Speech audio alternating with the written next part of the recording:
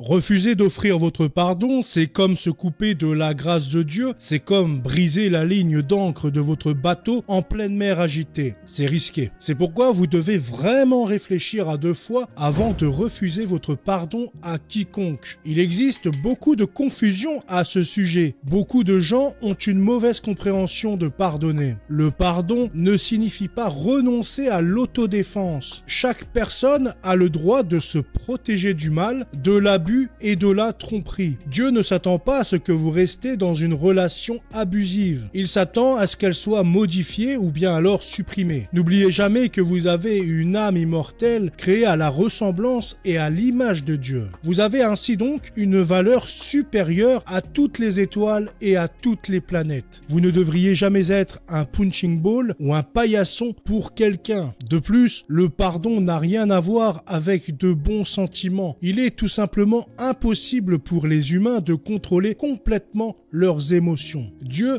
ne s'attend pas à ce que vous éprouviez des sentiments chaleureux et doux envers quelqu'un qui vous a gravement blessé. Lorsque quelqu'un fait quelque chose de mal, il mérite d'être condamné. Pardonner à quelqu'un ne veut jamais dire que le mal est bien. Il s'agit d'un mensonge. Le diable, et non Dieu, est le père du mensonge. En réalité, le pardon repose sur la volonté plutôt que sur les émotions. Quel choix feriez-vous si vous deviez décider calmement du sort de la personne qui vous a fait du mal? Il est tout à fait acceptable de souhaiter que les personnes malveillantes soient condamnées en justice sur cette terre si elles ont commis des quelconques erreurs. Mais vous ne pouvez jamais leur souhaiter du mal. Vous ne pouvez pas espérer qu'ils soient malades ou qu'ils aillent en enfer, par exemple. Seul Dieu le décidera, pas vous. Le pardon signifie essentiellement que, même si vous avez des sentiments négatifs envers certaines personnes, vous leur souhaitez du bien. En fait, vous leur souhaitez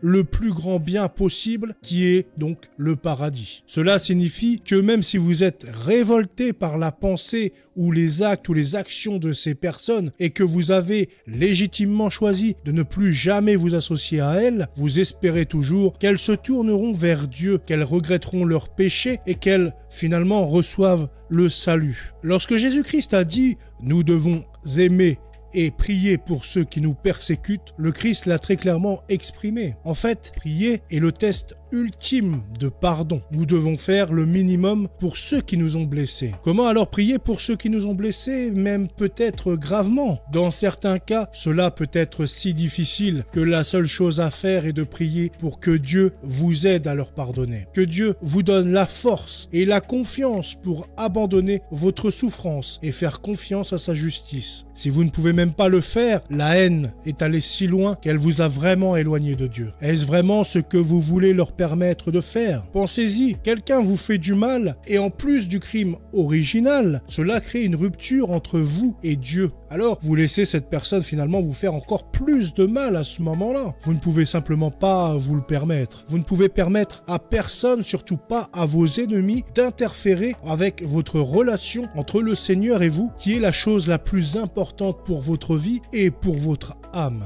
Saviez-vous que si vous n'êtes pas prêt à pardonner aux autres, vous ne pouvez même pas prier le Notre Père? Pensez à la fin de cette prière. Pardonne-nous nos offenses, comme nous pardonnons aussi à ceux qui nous ont offensés. Lorsque vous dites ces mots, vous demandez à Dieu de vous pardonner de la même manière que vous pardonnez aux autres. Si vous ne pouvez pas pardonner à votre belle-mère parce qu'elle vous a fait du mal, alors Dieu ne vous pardonnera pas non plus. Il vous traitera de la même manière que les autres vous traiteront. En fait, lorsque vous priez le Notre Père dans un état d'esprit impardonnable, vous demandez en fait à Dieu de ne pas vous pardonner. Ce point est parfaitement illustré dans une parabole des évangiles en Matthieu, chapitre 18, versets 23 à 35. La Bible parle de 10 000 sacs d'or, mais dans la monnaie d'aujourd'hui, cela serait probablement quelque chose comme 9 millions d'euros. Le maître demande le paiement, mais le serviteur demande un délai supplémentaire. Cet homme miséricordieux, alors, le maître lui pardonne toute la dette. Bien que l'homme soit naturellement heureux de cette décision de son maître, il tombe sur un autre serviteur qui lui doit 100 pièces d'argent. Dans l'argent d'aujourd'hui, ça représenterait 15 €. L'homme alors saisit le cou de son collègue serviteur et exige qu'il lui paye ce qu'il lui doit. Le serviteur supplie l'homme d'être patient, mais l'homme le jette en prison jusqu'à ce qu'il puisse rembourser la dette. Lorsque les amis du serviteur entendent parler, ils vont voir le maître et lui racontent tout ce qui s'est passé. Après avoir constaté l'impitoyabilité de son serviteur, le maître exprime toute sa colère contre lui. « Serviteur méchant », a-t-il déclaré, « parce que tu m'as supplié,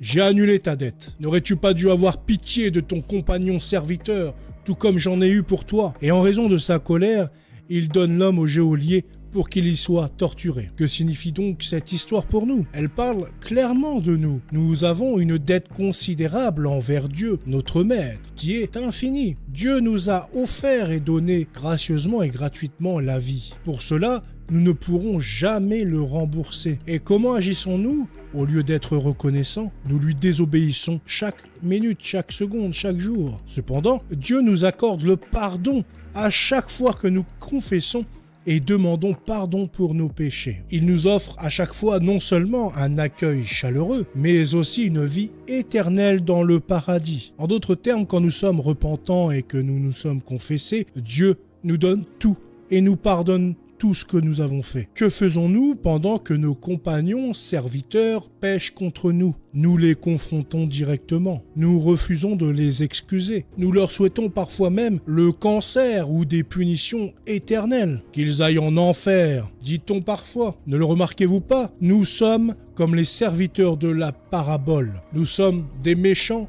et des impitoyables. Nous sommes ceux qui ont été pardonnés d'une dette de 9 millions d'euros, mais qui refuse de pardonner les 15 malheureux euros misérables qui nous a été dû. Comment pensez-vous que Dieu nous traitera si nous agissons de cette façon? Dans l'Évangile, le Maître donne l'homme au tortionnaire. Cela semble être assez difficile, mais en réalité, c'est exactement ce qui nous arrive lorsque nous nous endurcissons par le manque de pardon. Nous avons toujours besoin de Dieu et de ses bénédictions. Nous travaillons avec des tortionnaires de peur, de solitude, d'aliénation, d'anxiété, de dépression. Quel que soit l'argent ou le succès que nous obtenons, nous sommes condamnés à vivre ce genre de vie lorsque nous nous séparons volontairement de Dieu. Nous sommes appelés à pardonner à ceux qui pêchent contre nous une fois pour toutes. Il nous est demandé de pardonner tous les péchés, même les plus scandaleux ou les plus douloureux. Nous sommes appelés à pardonner aux gens, même s'ils ne nous demandent jamais pardon. Et s'ils continuent de pécher contre nous, notre pardon